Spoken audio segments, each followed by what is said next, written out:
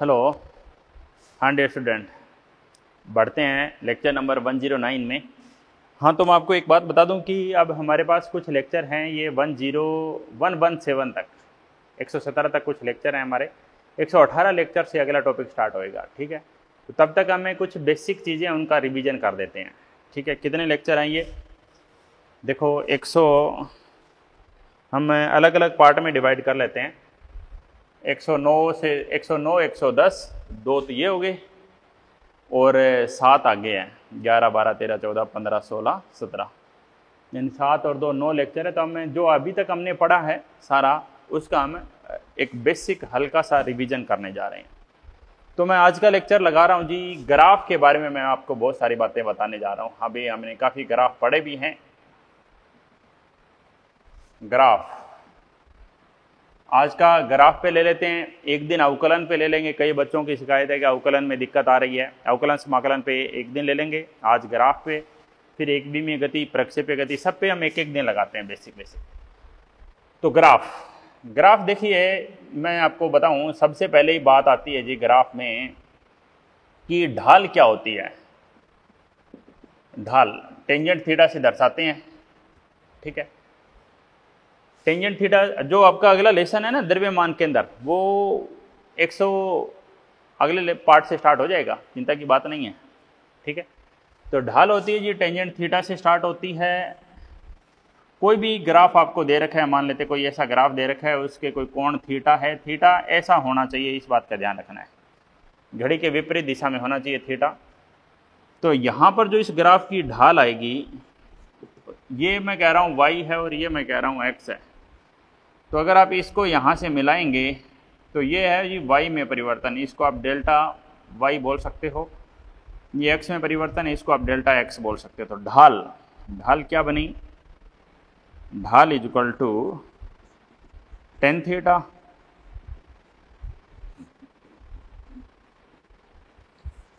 Delta y by delta x। कोई दिक्कत नहीं है।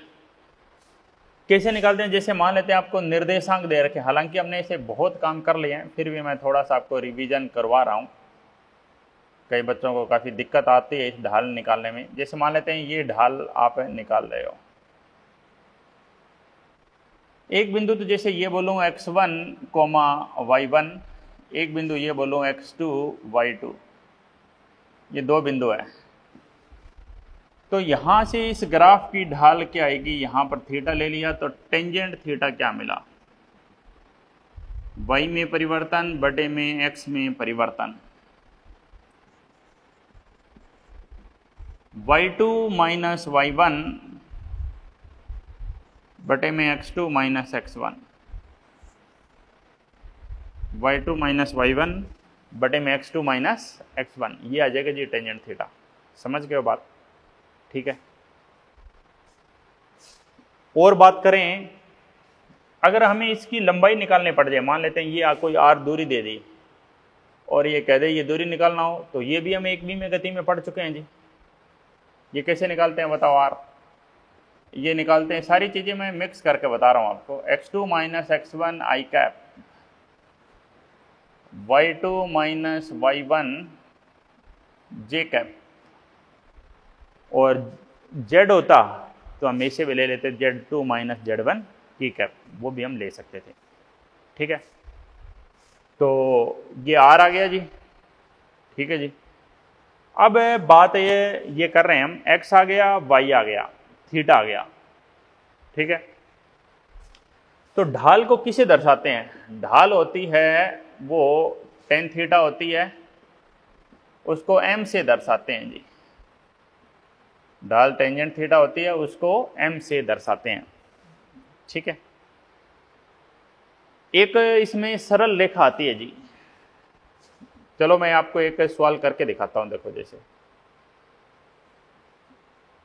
जैसे एक सवाल हम करते हैं यहां से यहां, ये मैं बोल रहा हूं x में 6 है और y में बोल दिया जैसे 12 है, ये x में 0 है और y में जैसे मैंने बोल दिया जी ये y में 4 है, ऐसे बोल दिया। तो बोल दे इस ग्राफ की ढाल बताओ, तो इस ग्राफ की ढाल क्या आएगी बताओ, इस ग्राफ की ढाल क्या आएगी? थीटा लिया, tangent theta, y2 minus y1 x2 minus x1। ये क्या बोलो, ये x2 y2 है, ये है जी x2 y2, ये है जी x1 y1। तो क्या फार्मूला मिला देखो, y2 12, y1 4, x2 6 और x1 0। 12 माइनस 4 8 बटे 6, 4 बटे 3। टेंजेंट थीटा का मान 4 बटे 3 आ गया। थीटा निकाल सकते थे यहां पर। थीटा आपसे पूछ ले जी थीटा बताओ, तो थीटा कितना होगा जी? आपको ध्यान होगा हमने एक त्रिभुज बनाते थे ऐसे, यहाँ पर एक कोण लेते थे, कितना डिग्री लेते थे? 37 डिग्री। ये 3 होता था, ये 4 होता था और ये 5 होता था, और ये कोण होता था 53 और ये होता था जी 90 डिग्री होता था। 4 बटे 3 लंब बटे आधार, लंब 53 के लिए है 4। टेंजेंट थीटा 4 बटे 3, theta is equal to 53 degree. Tangent theta 4 बटे 3, theta is equal to 53 degree. कोई कंफ्यूजन हो पूछ लीजिए इसमें। बस अभी हम बेसिक की बात बताई है मैंने आपको ढाल, अब मैं इसको आगे कंटिन्यू कर रहा हूं। देखो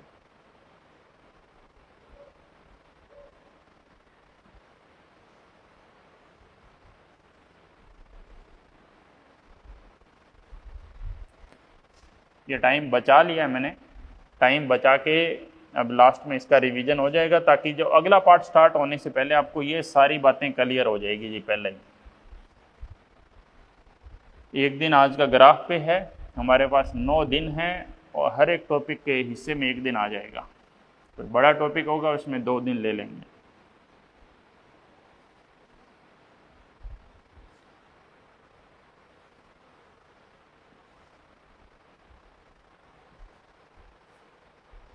ठीक है, ताकि जो आपने अभी तक पढ़ा इसका एक रिवीजन बहुत ज़रूरी था जी। रिवीजन के बिना काम नहीं चलता है। देखो हमने कौन कौन से टॉपिक आज हम ग्राफ पे लगा रहे हैं, मैं आपको डिवाइड कर ही देता हूँ। फिर एक दिन हम लगाएंगे अवकलन समाकलन पर, वो बहुत ज़रूरी है। अवकलन समाकलन, फिर क्या पढ़ा था हमने? सदिश, फिर क्या पढ़ा था? एक विमीय गति 1D। फिर हमने क्या पढ़ा था? प्रक्षेप्य गति। फिर हमने क्या पढ़ा था बताओ? प्रक्षेप्य गति के बाद अगला पॉइंट क्या था? न्यूटन्स की गति, न्यूटन की गति, न्यूटन की गति के नियम, न्यूटन की गति, न्यूटन वाला लेसन, न्यूटन की गति के नियम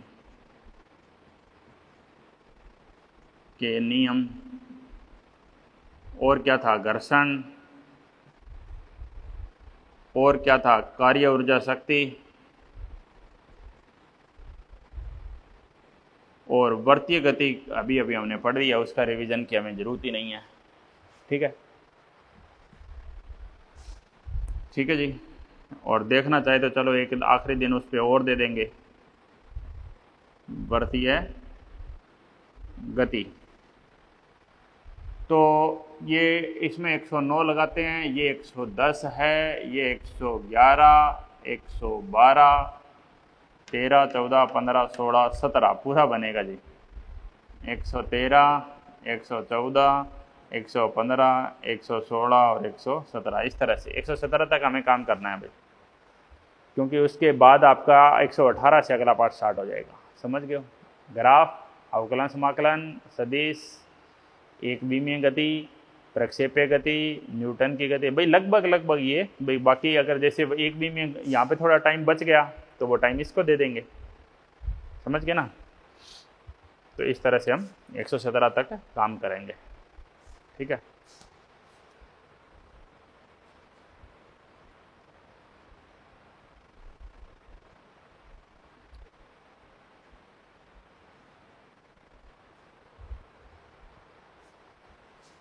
तो बढ़िया जी, अगली बात क्या थी? ग्राफ आया। अब आती है जी एक सरल रेखा की समीकरण। सरल रेखा की समीकरण एक टर्म आती है, सरल रेखा की समीकरण क्या होती है जी? y equal to M x plus C. भाई कोई सरल रेखा है, ठीक है, मान लेते कहीं से यहां से स्टार्ट हो रही है, तो m उसकी ढाल है, m को आप टेंजेंट थीटा लिख सकते हो, ठीक है जी। y है, ये x है, y equal to M x, theta यही है जी, और ये दूरी कितनी है? ये दूरी c है जी, c। अगर धनात्मक लें, ग्राफ ऊपर जाता है तो ढाल हमेशा पॉजिटिव होगी जी, याद रखना, ये बात पहले भी बताई है मैंने। और अगर यही ग्राफ होता ऐसे, तो इसमें c क्या आएगा? नेगेटिव। m क्या आएगा इसका? पॉजिटिव। ये बातें बता चुका हूं मैं पहले भी, अब दोबारा रिवाइज करवा रहा हूं। निकाल के भी देखिए हमने, ये c नेगेटिव आएगा क्योंकि ये देखो c नीचे है इस बार, तो इसकी समीकरण क्या होगी? y equal to M x, plus की जगह प्लस लिया लेकिन c की वैल्यू नेगेटिव है, समझ गए? अब आपका ग्राफ ऐसा होता, ऐसे ऊपर से आ रहा है, ये समझ लिए ये ग्राफ है, ये y है, ये x है, तो c तो यही हुआ जी, ठीक है, c यही हुआ, तो फार्मूला क्या मिला? y equal to M x plus c. M x, ढाल क्या है बताओ? पॉजिटिव है नेगेटिव? नेगेटिव आएगी जी ढाल। c तो पॉजिटिव है लेकिन इस बार ढाल नेगेटिव आएगा, देख लेना, तो यहाँ माइनस आ जाएगा, समझ रहे हो?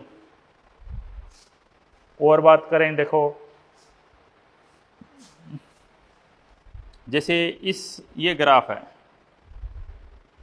ये y है, ये x है, ग्राफ यहां से ऐसे स्टार्ट हो रहा है,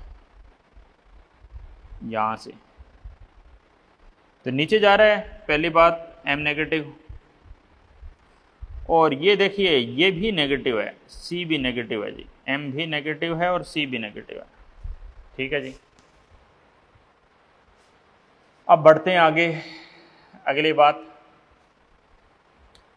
बात ये आती है जी कि मैं ग्राफ मान लेते हैं, इस केंद्र से स्टार्ट कर देता हूं। यहां पर ये ग्राफ है, ये y है और ये x है, ये ग्राफ है, तो आप क्या करेंगे? इसमें c क्या है बताओ? 0 हो गया जी, और m क्या हो गया बोलो? पॉजिटिव। तो समीकरण क्या होगी?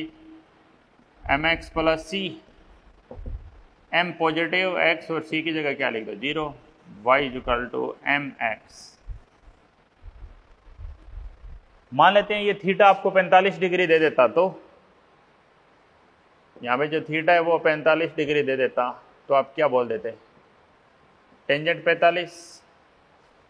भाई ढाल तो क्या है? टेंजेंट थीटा ही है ना, टेंजेंट थीटा को ढाल ही तो लिखेंगे, तो वो क्या आएगी? टेंजेंट 45, और टेंजेंट 45 कितना जी? 1। फार्मूला क्या मिला? 1 गुणा एक्स, यानी फार्मूला आया y इक्वल टू एक्स। आया कि नहीं बताओ? ठीक है, ये सारी बातें थी सरल रेखा की समीकरण से जुड़ी हुई, ठीक है। C क्या होता था? C को अंतःखंड बोलते हैं। M क्या है? ढाल। Y मतलब yx और x का मतलब xx है।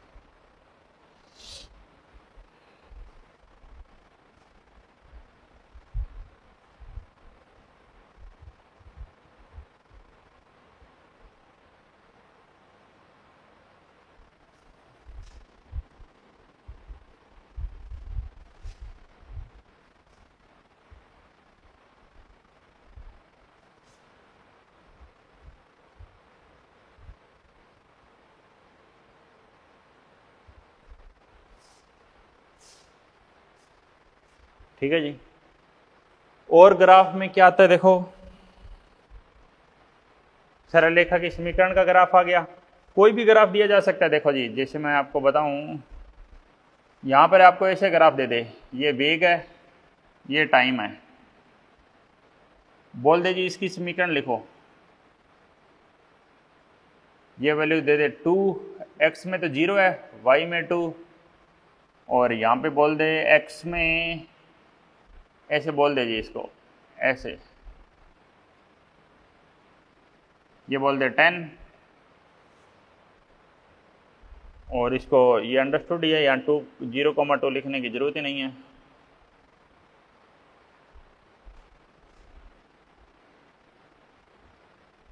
ये 10 है, ये 0 है, ये 2 है, इसको 7 बोल दें, इसके समीकरण लिखने हैं। v यहाँ पर वेग है,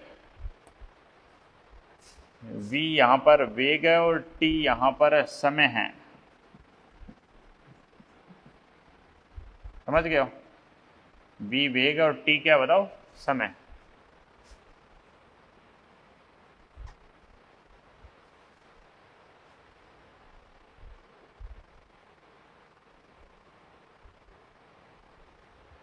अब सुनो जी बात क्या है। 2 यहां पर आरंभिक वेग है, आरंभिक वेग कितना है बताओ? t बराबर 0 समय पर जो वेग होता है उसको बोलते हैं जी आरंभिक वेग। u कितना आया? 2 मीटर पर सेकेंड है, ठीक है जी। अब अंतिम वेग बोले t बराबर 10 सेकेंड पर, t बराबर 10 सेकेंड पर अंतिम वेग है, फाइनल वेग कितना आया जी? 7 मीटर पर सेकेंड आया, ठीक है जी। तो समीकरण लगा सकते हो आप v equal to u plus a t direct, लेकिन हम तो बिना समीकरण के करना चाहेंगे, तो कैसे करें? तो वही तरीका y equal to M x plus c. y मतलब y दिशा में कौन है जी? वेग। x मतलब x दिशा में कौन है जी? टाइम। c क्या है? अंतःखंड। कितना है जी अंतःखंड? 2। m निकालो बस। m कैसे आएगा जी? एक तो x1 y1, एक x2 y2। भाई यहां पर कुछ आपको दे नहीं रखा, तो आप इतना तो अंडरस्टूड हो, ये 0,2 है और ये x में 10 और y में कितना है? 7। किसी एक को x1 y1 मान लो 0,2, किसी एक को x2 y2 मान लो 10,7। Tangent theta y2 minus y1 बटे में x2 minus x1। y2 minus y1 7 minus 2, x2 minus x1 10 minus 0, कितना बचा जी? 5 बटे 10, 1/2। टेंजेंट थीटा का मान आया जी 1/2। समझ गए? यही ढाल है, इसी को तो ढाल बोलते हैं। यानी m का मान कितना आया? 1/2। 1/2 इंटू टी, बस ये समीकरण आ गई जी। इसको आप आगे और गुणा कर सकते हो। 2v t, ये प्लस का निशान है, 2 से गुणा कर दो। 2v t और 2 दूना 4, 2v प्लस में t प्लस में 4। कोई दिक्कत, कोई बात समझ ना आई, ये पूछ सकते हैं यहाँ तक। ठीक है जी, समझ चुके हैं।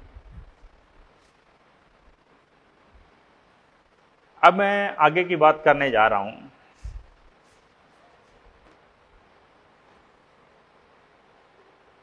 ठीक है, कि हमें इसको डायरेक्ट करना होता तो आप कैसे करते? तो ऐसे करते आप v equal to u plus a t. अंतिम वेग कितना? 7।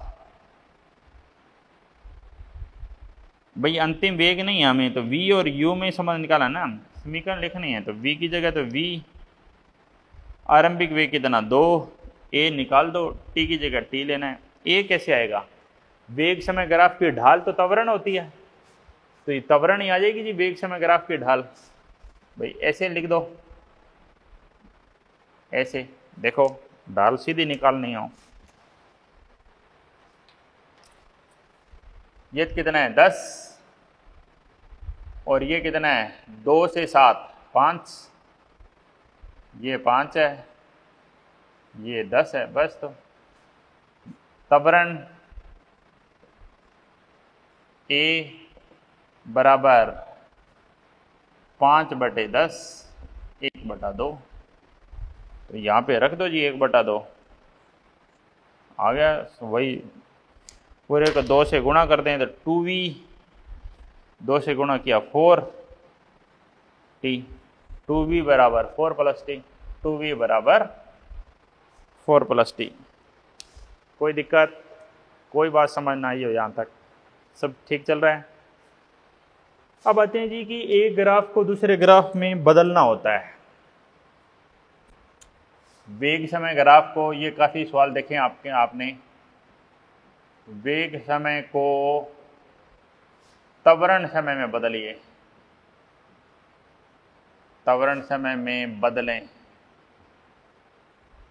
मान लेते हैं आपको ऐसा ग्राफ दे देता है,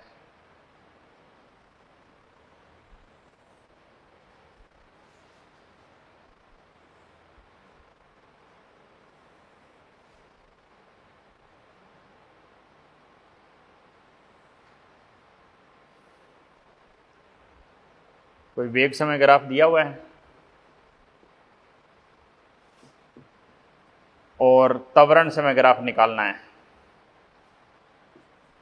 देखिए, वेग समय ग्राफ का प्रयोग करके त्वरण समय ग्राफ में बदलने जा रहे हैं। समझिए बात, मैं कह रहा हूं जी ग्राफ ऐसा है, ऐसा है, फिर ऐसा है, फिर ऐसा है और फिर ऐसा है। यहाँ तक ऐसे ग्राफ है। बदल ही दोगे, उम्मीद है मुझे आप जरूर बदल दोगे। ऐसे डॉटेड लाइन दिखा दें सामने, जहाँ जहाँ पर चेंज हो रहा है, जहाँ जहाँ ग्राफ बदल रहा है वहाँ वहाँ ऐसी लाइन दिखा दीजिए। ठीक है, ये वैल्यू आपको सवाल में दी जाएगी 0, 2, 4, 6, 8 और 10 सेकंड में। वेग दिया जी मीटर पर सेकंड में 10। अब जब ऐसी स्थिति आ जाए जहाँ पे ग्राफ टर्न होता है, जहाँ पे ग्राफ मुड़ता है, वहाँ पे हम उसका ढाल निकालते हैं। तो देखिए बात क्या है। अभी मैं इनको नाम दूं, अगर इसको नाम A, B, C, D और E। ए बी ग्राफ की ढाल के बारे में अगर हमें काम करना हो, ए बी ग्राफ में कैसे काम करेंगे? ए बी ग्राफ में आपको काम करना हो तो कैसे काम करेंगे, ये सवाल है। देखते हैं जी सवाल कैसा है। ए बी ग्राफ ढाल आएगी जी टेंजेंट थीटा, त्वरण ही आएगा पहली बात। तो वेग समय ग्राफ की ढाल क्या आएगी, ये तो सबको समझ में आ गया ना, dv/dt क्या आएगा, त्वरण। ये बात तो क्लियर है कि वेग समय ग्राफ की ढाल है वो त्वरण आएगी। ठीक है जी। अब बात ये कि जी मुझे ए बी ग्राफ की ढाल लेनी है। ए बी ग्राफ की आपको ढाल लेनी है तो ए बी में देखो क्या होगा, त्वरण।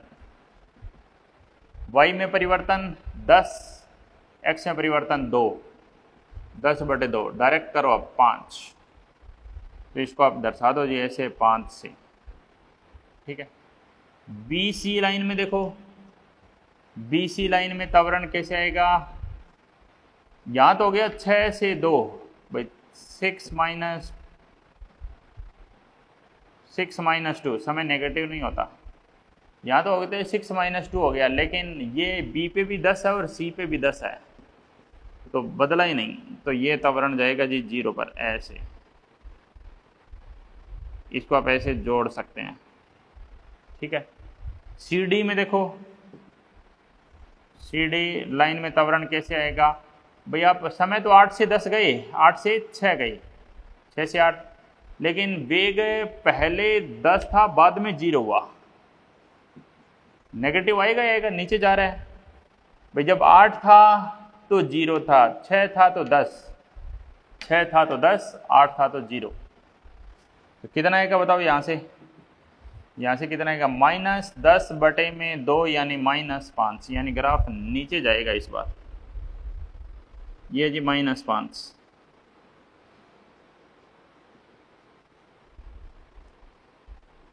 -5। और आखिरी लाइन इसमें तो वेग ही 0 है, वेग 0 है तो त्वरण भी 0 ही होगा। कर भी सकते हो यहाँ से डी लाइन। कितना होगा देखो, समय 10 से 8 हुआ, लेकिन वेग पहले भी 0 था, बाद में भी 0 है, तो त्वरण भी क्या आएगा, 0 ही आएगा। त्वरण भी क्या आएगा, 0 आएगा। तो ये सारी लाइनें हो गई जी। इसको जोड़ दें, इसको जोड़ दें, इसको जोड़ दें, इसको जोड़ दें, ये फाइनल आंसर हो गया जी। वेग समय ग्राफ को त्वरण समय ग्राफ में बदल दिया है। समझ गए बात? बहुत सवाल कराएं आपको इस जैसी, काफ़ी सारी बातें हमने पहले भी करी है, अब भी कर रहे हैं, आगे भी करते रहेंगे। ठीक है, तो अगली बात पे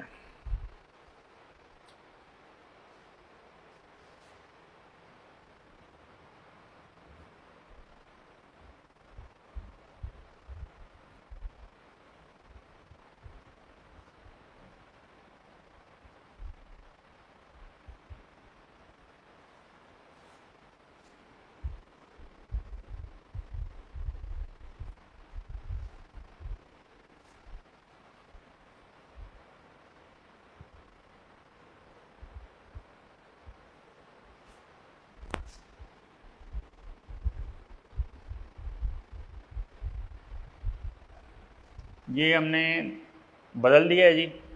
ठीक है भाई, तो अगला पॉइंट देखना है इसके बाद, जो नेक्स्ट पॉइंट है कि अभी हमने वेग समय को बदला है। अब आपने कार्य ऊर्जा में भी ऐसे ग्राफ का प्रयोग किया है जी, तो एक ग्राफ को दूसरे ग्राफ में बदलना याद आया तो आपको हमारे से ऊर्जा का ग्राफ देके बल का ग्राफ पूछा गया था, आपको याद हो तो। देखो मैं बताऊं, ऊर्जा का ग्राफ आपको दिया हुआ था, ऊर्जा का ग्राफ आपको दिया था और बल का ग्राफ आपसे पूछा था। ऐसा क्वेश्चन था। देखो मैं बता देता हूं, ऐसा सवाल था, स्थितिज ऊर्जा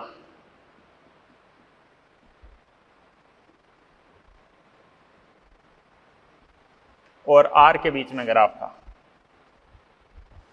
ये सीधी लाइन है, स्थितिज ऊर्जा और आर के बीच में ग्राफ था। इनकी कोई वैल्यू दी जा सकती है, 0, 2, 4, 6, 8। यहां पर कोई वैल्यू लिखी जा सकती है 10। इसका प्रयोग करके इस ग्राफ से बल, पहले हमने बनाया था त्वरण समय ग्राफ, अब बल विस्थापन ग्राफ बनाएं।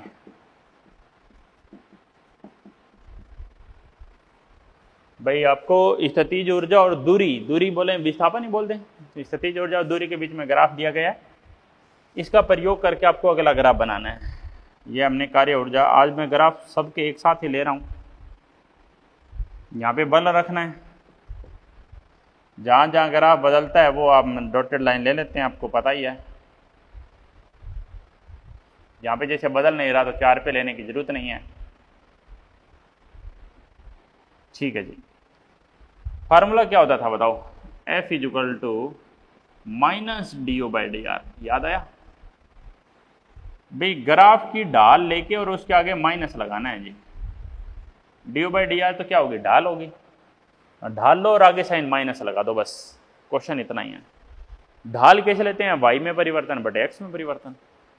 आप इसको ऐसे भी लिख सकते थे, -ΔU/ΔR। तो देखो अब तो डायरेक्ट करना सीखो जी, क्योंकि अब तो आप काफ़ी प्रैक्टिस में आ चुके हो। तो 0 से 2 इसकी ढाल कितनी होगी ये देखिए। 0 से 2 अगर हम बात करें तो इसकी ढाल ये 2 है और ये कितना है 10 है। तो इसकी ढाल कितनी होगी? ढाल तो होगी इसकी 5, लेकिन आगे साइन कैसा लगेगा? माइनस। इसको मैं आपको बता देता हूँ, A B C D, ABCD है, ठीक है। तो AB के बारे में आप क्या करोगे जी? AB के बारे में हम बात करते हैं तो आती है जी ढाल आएगी पहले y में परिवर्तन बटे x में परिवर्तन, DO/dr। y में परिवर्तन हम जा रहे हैं जी 0 से 10 पर, और x में हम जा रहे हैं जी 0 से 2 पर। कितना आया बताओ? ढाल 5 आ गई। आगे साइन कैसा लगेगा? माइनस। आगे साइन नेगेटिव लगेगा तो ये बात यहां पर आएगी जी, -5, ठीक है। अब बात आगे करते हैं ए बी के बाद B से C। B से C की अगर हम ढाल की बात करें तो वो क्या आएगा जी? DO/dr, dx बोलो dr बोलो। तो B से C में देखो आप परिवर्तन ही नहीं हो रहा है ना जी, परिवर्तन नहीं हो रहा है। 10 से 10 से जा रहा है, R तो बदल रहा है, 6 से R तो बदला, लेकिन ढाल 0 है। ढाल 0 है तो ये ग्राफ इनको मिला देगा जी, दोनों को, कोई दिक्कत?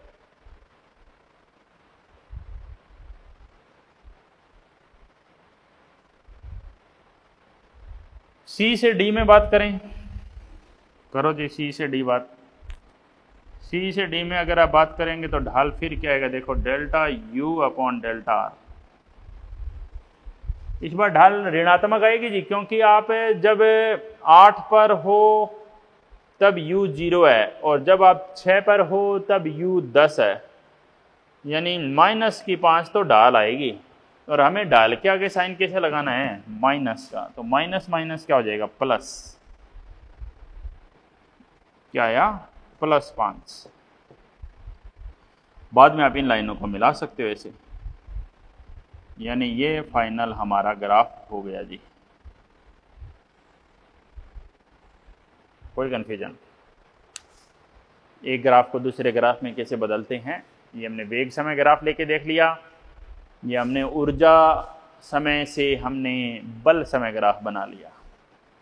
कोई दिक्कत, कोई प्रॉब्लम नहीं है यहाँ तक, ठीक है। आगे बढ़ें, अगली बात देखते हैं। तो अगली बात ये आती है कि जी आप एक ग्राफ को दूसरे ग्राफ में बदल रहे हैं, ठीक है।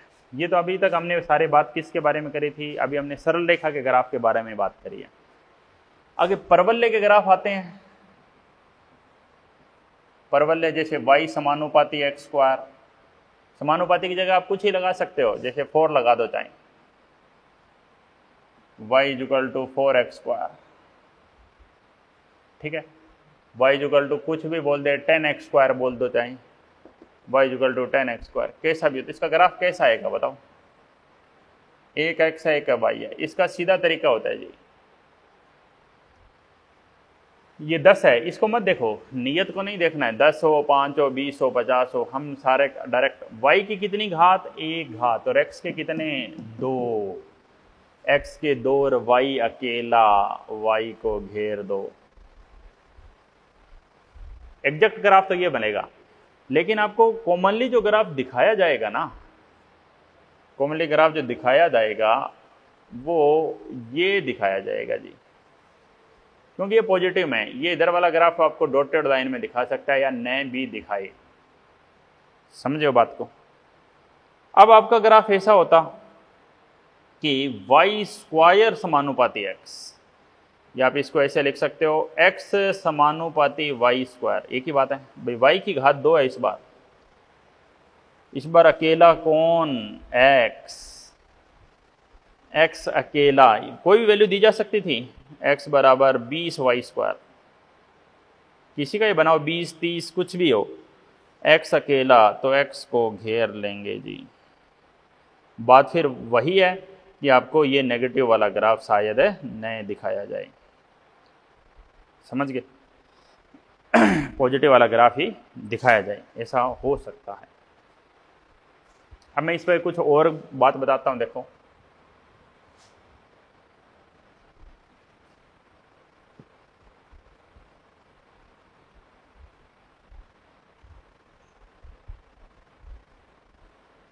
अब ये जो हम कर रहे हैं, ये रिवीजन कर रहे हैं, तो इसमें थोड़ा सा लेक्चर है, हम ज़्यादा बड़ा नहीं कर रहे हैं। जो ये रिवीजन क्लासेस है, इनके जो लेक्चर है वो मैक्सिमम 40 मिनट ही रखेंगे, उससे ज़्यादा नहीं करेंगे, क्योंकि हमें रिवीजन कर रहे हैं, बेसिक चीज़ें हम सारी पढ़ चुके हैं। तो ये ग्राफ आपने देख लिया जी, वाई स्क्वायर समानुपाती एक्स, एक्स स्क्वायर समानुपाती वाई, ये दोनों ग्राफ आपने देख लिए हैं, दोनों ग्राफ आपने देख लिए हैं, एक्स वाई, यहां पर y की घात 2 x अकेला, यहां पर x की घात 2 y अकेला। अब कई बार माइनस आ जाता है, उसका जरूर ध्यान रखना, ये आ जाता है एक्स स्क्वायर समानुपाती माइनस वाई, ये ऐसे आ जाता है वाई स्क्वायर समानुपाती माइनस एक्स, तो उसका क्या करेंगे? माइनस आ जाता है तो इसका ये ध्यान रखना जी, ये x है, ये y है, ये x है, ये y है, ठीक है। तो बढ़ते हैं जी आगे, ये माइनस का y है और ये माइनस का x है, समझे? एक्स स्क्वायर समानुपाती है जी माइनस वाई के, एक्स स्क्वायर समानुपाती है जी माइनस वाई के, वाई नेगेटिव है, एक्स की 2 घात, वाई को घेरना है, लेकिन प्लस वाई को मत घेरना, इस बार माइनस वाई का नंबर है, ठीक है। वाई स्क्वायर समानुपाती है एक्स के, एक्स को घेरना है, लेकिन कौन से एक्स को? माइनस वाले एक्स को, समझ गए? कोई दिक्कत? परवलय ग्राफ इसी तरह के आएंगे बस, ठीक है। परवलय के ग्राफ हमें सबसे ज़्यादा काम आएंगे स्ट्रेट लाइन के ग्राफ, फिर हमें थोड़े काम आएंगे परवलय के ग्राफ, इसके बाद कुछ ग्राफ और भी है, वो हमें बहुत कम काम आएंगे जी।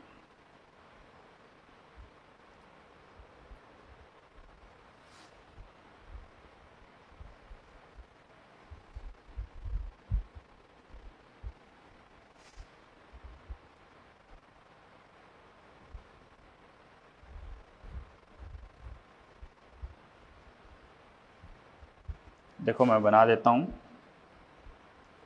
और कौन से ग्राफ है जो थोड़े बहुत हमें काम आ सकते हैं। तो देखिए, एक होता है x व्युत्क्रमानुपाती y,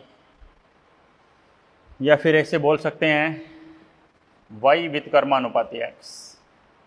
तो ये ग्राफ हमें ऐसे काम आता है जी, व्युत्क्रमानुपाती, भाई एक घट रहा है तो दूसरा बढ़ रहा है जी, ये ऐसे ग्राफ होते हैं, ठीक है। अब देखो, जैसे ग्राफ में बोलूं,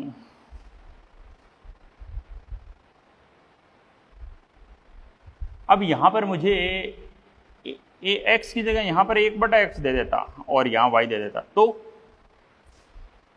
तो भाई y बढ़ेगा तो 1/x तो बढ़ेगा, लेकिन x घट रहा है, इसलिए ये नीचे आ गया ग्राफ। इन दोनों में ग्राफ क्या आ जाएगा? स्ट्रेट लाइन, समझना बात। भाई y है वो 1/x के तो समानुपाती है ना जी, y 1/x के समानुपाती है, तो y और 1/x में जो ग्राफ आएगा वो ये आएगा, और y और x में ग्राफ ये आएगा, समझ पा रहे हो? ठीक है। अगली बात आती है जी कि ये y और x के बीच में ग्राफ हो गया, और हमें ग्राफ लेना होता है, परवलय ले लिया, स्ट्रेट लाइन ले लिया, ये ले लिया ग्राफ। अब हमें ग्राफ लेना होता है जी वृत्त का एक ग्राफ आता है, बहुत कम काम आएगा। वृत्त की समीकरण होती है x माइनस x1 का whole square y minus y1 का whole square is equal to r square. x1 y1 क्या है? x1 कोमा y1 वृत्त के केंद्र है।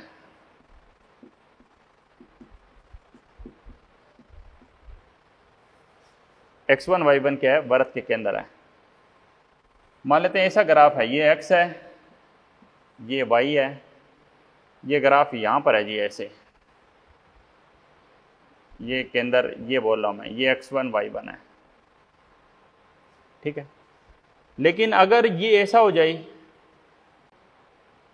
ऐसा, इसके केंद्र ये हो जाए 0,0, 0,0 हो जाए, तो आप क्या बोलोगे बताओ? x1, y1 की वैल्यू आ गई जी 0,0, तो क्या मिलेगा? x minus x1 y minus y1, तो फार्मूला आएगा जी x square y square r square, आएगा कि नहीं बताओ? ठीक है, तो ये वृत्त के ग्राफ हो गए जी। सबसे कम काम आएगा ये हमें, सबसे ज़्यादा हमें ये काम आएगा, बाकी परवलय काम आ सकता है, और ये भी काम आ जाता है जी हमारे, ठीक है। वृत्त का ग्राफ ये हमें 9 के बराबर काम आएगा। आर क्या है यहाँ पर? आर त्रिज्या वृत्त की, आर क्या? वृत्त की त्रिज्या है। जैसे ये निर्देशांक है तो आप ऐसे दिखा सकते हो, ये केंद्र है वृत्त का, ठीक है। तो मैं आज की क्लास को यहीं पे स्टॉप करता हूँ, ठीक है। तो आपका होमवर्क क्या है? आप ग्राफ से रिलेटेड क्वेश्चन कर लें, अभी रिवीजन करें इसकी, रिवीजन जो आपको पढ़ाया है, जो स्टार्टिंग में हमने पहले दिन आपको पढ़ाया था ग्राफ, उसको आप आज जाके एक बार दोबारा देख लेंगे, उसके सारे क्वेश्चन कर लेंगे, क्योंकि ये रिवीजन बहुत ज़रूरी है। रिवीजन नहीं करोगे तो काम नहीं चलेगा, ठीक है। तो मिलते हैं नेक्स्ट लेक्चर में।